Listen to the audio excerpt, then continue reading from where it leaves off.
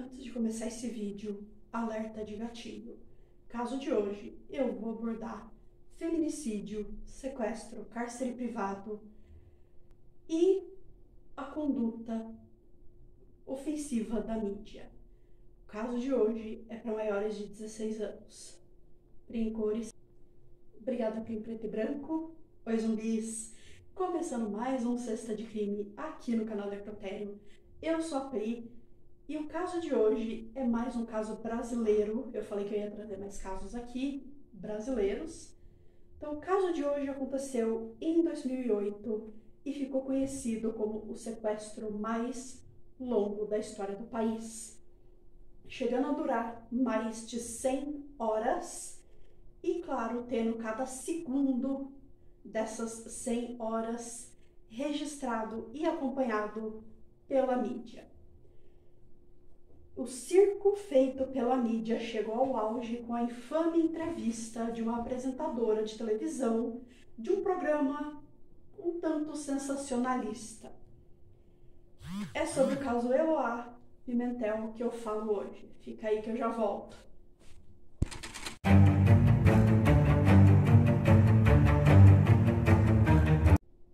Bom, Eloá Cristina Pimentel nasceu em 5 de maio de 1993 em Maceió, Alagoas, e faleceu em 18 de outubro de 2008, aos 15 anos, em São Paulo. Eloá era filha de Everaldo dos Santos, um ex-policial militar, e Ana Cristina Pimentel, que trabalhava em uma creche como cozinheira. A mãe de Eloá era a típica tia da cantina, tia da merenda de uma creche. Eloá também tinha um irmão caçula de nome Douglas. Eu não consegui encontrar quantos anos Douglas tinha na época dos fatos. E ela morava em Santo André, no ABC Paulista, com a mãe e o irmão e o pai. Bom, Eloá era descrita como uma garota muito carismática, carinhosa, gentil. E segundo a própria mãe de Eloá, Eloá não via maldade no mundo. Enfim, uma adolescente como tantas outras. Até que aos 12 anos ela começa a namorar Lindenberg Alves, que na época em que eles começaram a namorar já tinha 19 anos. O que é bem problemático por si só. Mas calma, Lindenberg Fernandes Alves nasceu na Paraíba. Eu não consegui encontrar a data de nascimento dele nas minhas pesquisas. Se você tiver, deixe nos comentários, por favor. E ele se mudou para São Paulo aos 2 anos com a mãe e a irmã e cresceu na periferia. Lindenberg também trabalhava em 2 empregos. Durante o dia era carregador de uma empresa transportadora e aos fins de semana trabalhava como motoboy entregando pizza e comida. E ele era descrito como um jovem agressivo, do tipo: se não posso ter, ninguém mais tem. Se não é meu, eu destruo. Se eu não posso ficar com isso, eu destruo. Os pais de Eloá descobriram o namoro e convidaram Lindenberg para conversarem, para conhecer Lindenberg. E não só gostaram de Lindenberg, como também autorizaram o namoro. E eu não sei até que ponto autorizar esse namoro foi uma boa ideia. Às vezes eu entendo que é melhor autorizar do que proibir esse tipo de situação, porque ao proibir pode ser algo muito pior. Mas eu tenho minhas dúvidas quanto a isso. Bom, Eloá e Lindenberg eram quase vizinhos. O apartamento de Eloá era visível da casa de Lindenberg, ou a casa de Lindenberg era visível do apartamento de Eloá, algo assim, moravam bem próximos. Bom, o casal Lindenberg e Eloá era o famoso casal termina e volta. Lindenberg terminava o romance, terminava o namoro, passava o tempo, ele pedia para que eles se atassem. Até que Eloá cansa dessa situação, eu imagino que deva ser muito estressante, e confidencia na mãe que não aguenta mais o namoro e confessa que Lindenberg estava ficando agressivo. Em suma, Eloá já queria terminar o relacionamento definitivamente. E é aí que ao terminar o relacionamento definitivamente, Lindenberg passa a perseguir Eloá de algumas formas, como passar de moto pela escola de Eloá e meio que para vigiá-la, né? Meio que não, né? Totalmente vigiando-a e perseguindo-a. Ele nunca parava na escola de fato, pelo menos foi o que eu encontrei nas minhas pesquisas, mas ele rondava a escola de moto.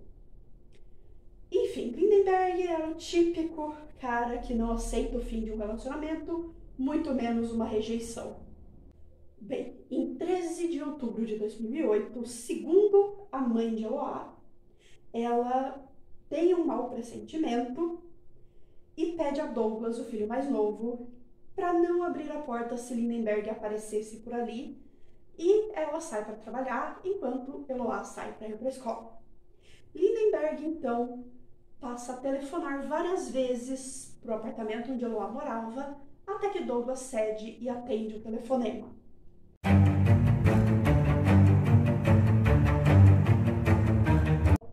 Lindenberg estava bastante agitado no telefonema e pede a Douglas para conversar, saírem para dar uma volta.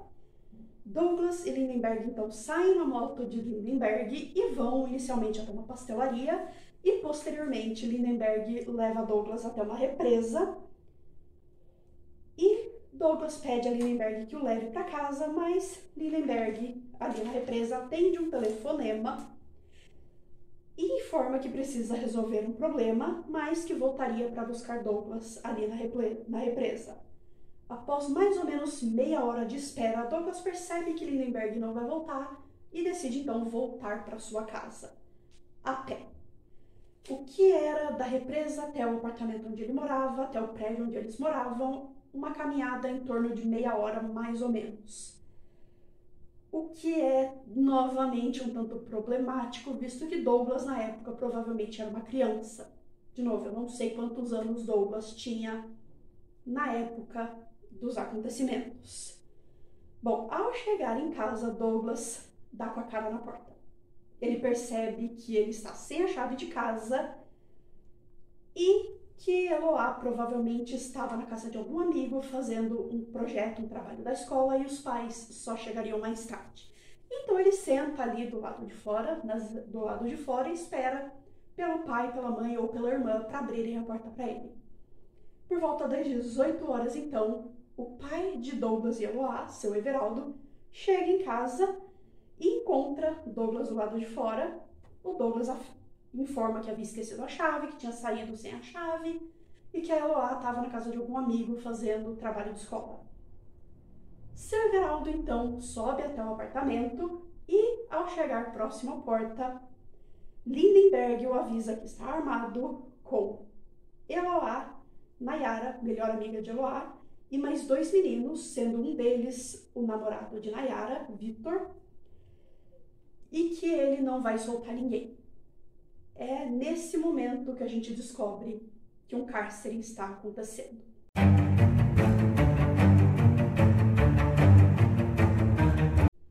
Bem, a polícia é chamada e o primeiro policial no local tenta negociar com Lindenberg sobre a liberação dos reféns sem sucesso. Esse policial é recebido com hostilidade e tiros, então ele decide chamar reforço. Não ficou muito claro nas minhas pesquisas se ele foi de fato recebido com tiros ou só com hostilidade. Por isso as duas informações aqui. Nesse meio tempo, o cárcere de Eloá e os amigos já durava por volta de 7 horas. O reforço policial finalmente chega e junto com ele a mídia. Sim, inúmeros carros de inúmeras canais de televisão e rádio e, enfim, todos os canais possíveis e imagináveis de notícia chegam junto com o reforço policial. E o primeiro dia de sequestro ou cárcere, Lindenberg decide liberar os dois meninos, Victor e o outro rapaz que estava com eles. Os dois contam que, ao perceberem que Lindenberg estava armado, decidem colaborar e obedecer para sobreviverem. Depois de liberar os dois, o foco se volta para Eloá e Nayara.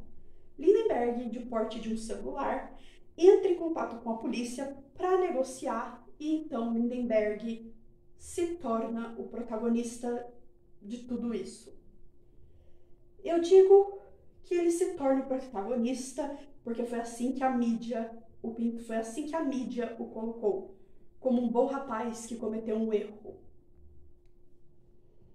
Bom, Lindenberg também conversou direto com a mãe de Eloá e dizia, durante as vezes que falou com ela, acredito que foram mais de uma vez, novamente não ficou claro quantas vezes ele conversou com a mãe da Eloá nas minhas pesquisas, e dizia que se ela, Eloá, não ficar comigo, não ficaria com mais ninguém. Algo parecido com isso, algo próximo disso. E se o caderno estiver aparecendo no vídeo, vocês descontem, porque eu tô com o roteiro perto, porque o caso é longo e eu não memorizo o roteiro, vocês sabem disso. Bom, depois de horas de cárcere, com a mídia narrando, acompanhando cada segundo desse cárcere, as pessoas acompanhando tudo, também os moradores do prédio também acompanhando tudo de perto, alguns pela televisão, outros ao vivo.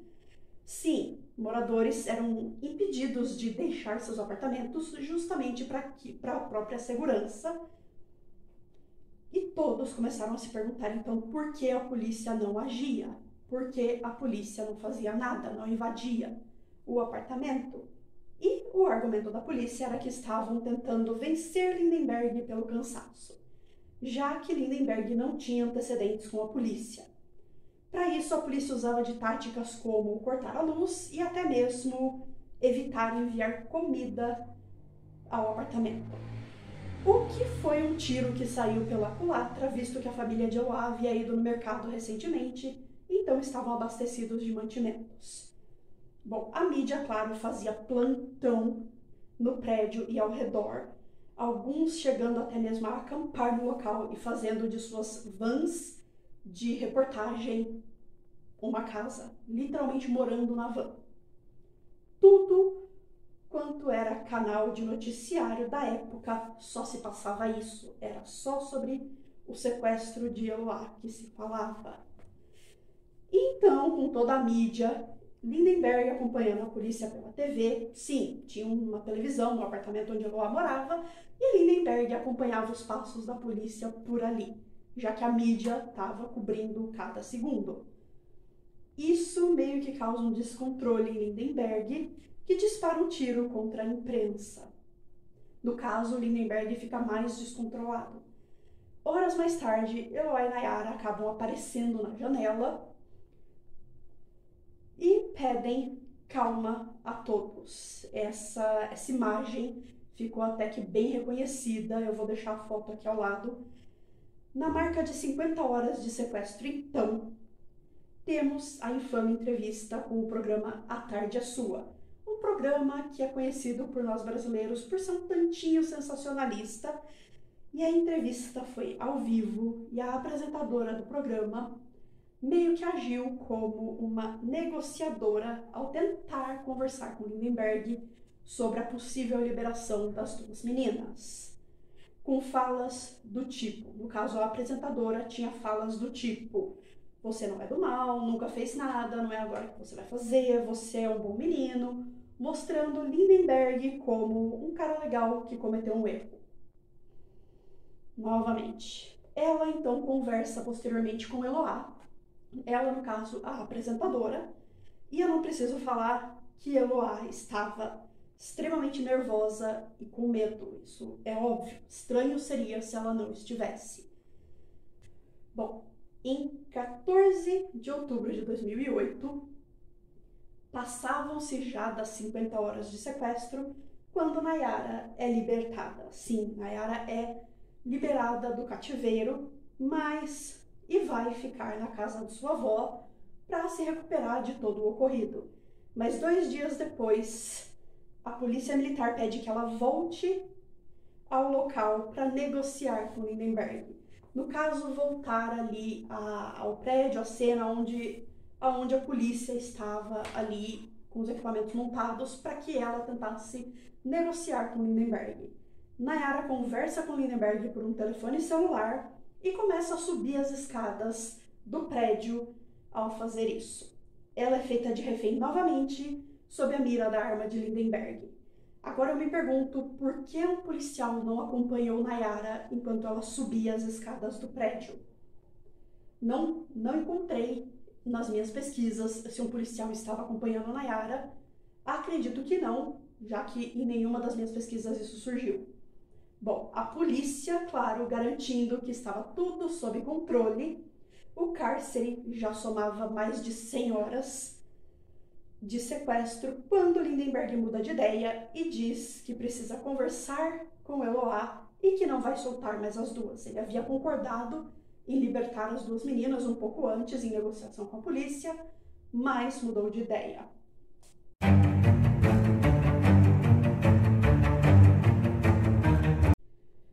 Bom, Lindenberg então bloqueia a porta do apartamento com uma mesa, o que faz um certo barulho, visto que a mesa era um móvel pesado, e leva a polícia a explodir a porta do apartamento para entrar. Mas a polícia tem dificuldades, visto que a porta estava bloqueada pela mesa, o que leva um tempo até eles conseguirem de fato entrar no apartamento. Com isso, Lindenberg atira em Nayara e em Eloá. Nayara foi atingida por um tiro de raspão no rosto, enquanto que Eloá foi atingida com um tiro na cabeça e na virilha. E eu tenho que comentar esse fato porque é simbólico. O fato dele atirar na virilha, na parte mais íntima de Eloá, é sim muito, muito simbólico, garantindo que se ele não ficasse com Eloá, mais ninguém ficaria. Bom, a polícia então entra e dispara um tiro de borracha contra Lindenberg, mas erram o alvo. Nayara aproveita que a porta está aberta e desbloqueada e foge correndo. E eu me pergunto novamente, cadê os médicos? Eu só encontrei nas minhas pesquisas que a polícia invadiu o apartamento e, ao assistir outros criadores de conteúdo falando sobre o caso, principalmente o vídeo da Joyce Rodrigues, do Ler até o Amanhecer, isso me levantou essa questão. Haviam médicos junto com a polícia no momento em que eles invadiram para socorrer as meninas ou não haviam os médicos? É algo que nas minhas pesquisas eu não encontrei e eu gostaria que você, se conhece mais um pouco, por favor deixe no comentário. Bom, depois disso, então, um corpo é visto sendo carregado pela polícia em uma maca. Tudo indicava que deveria ser Lindenberg, até que, logo em seguida, Lindenberg é retirado do apartamento algemado. Então, vemos que Eloá era quem estava na maca e ela é levada ao hospital em estado gravíssimo, mas infelizmente Eloá não resiste e vem a óbito no dia 18 de outubro de 2008. Lindenberg foi preso e levado a júri popular e condenado a 98 anos. Porém, esse tipo de pena não existe aqui no Brasil. Então, ele cumpre pena de 39 anos, que ele conseguiu através de apelações, no presídio de Tremembé, que é um presídio para criminosos extremamente midiáticos. É lá que estão também Suzane Richthofen e Ana Jatobá. Em junho do ano passado, de 2021, ele teve o seu regime progredido. Ele teve a progressão de regime para o semiaberto. Bom, zumbis, esse foi mais um Sexta de Crime.